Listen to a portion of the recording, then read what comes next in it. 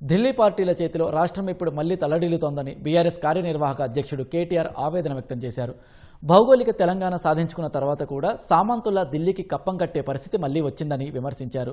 Professor Jayashankar జయంతి సందర్భంగా తెలంగాణ భవన్లో నివాళి అర్పించిన కేటీఆర్ నీళ్లు పుష్కలంగా ఉన్న రేవంత్ రెడ్డి కాళేశ్వరం పాలమూరు పంపులు ఆన్ చేయడం లేదని మండిపడ్డారు.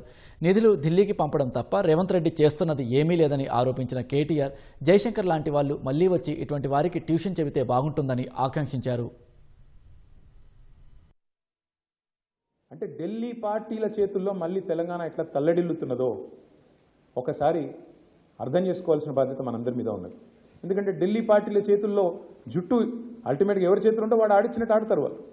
అదే తెలంగాణకు నికార్సుగా తెలంగాణ కోసమే పుట్టిన పార్టీ, తెలంగాణ కోసమే అల్టిమేట్గా ప్రాణాన్ని పనిపెట్టడానికి సైతం పనంగా పెట్టడానికి సైతం మరి వెనకాడకుండా నడిపించిన నాయకుడు ఉంటే ఆ పరిస్థితి ఉంటుందా?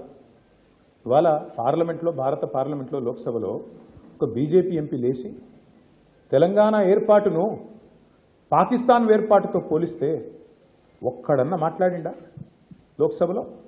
ఒక్క కాంగ్రెస్ వాడు, ఒక్క బీజేపీ ఎంపీ ఒక్కనికన్నా రేషం ఉన్నదా? అదే అక్కడ గులాబీ జెండా కప్పుకున్న మన ఎంపీలుంటే పోయి గల్లవట్టకపోదు ఏం మాట్లాడుతున్నారో నా కొడకాని.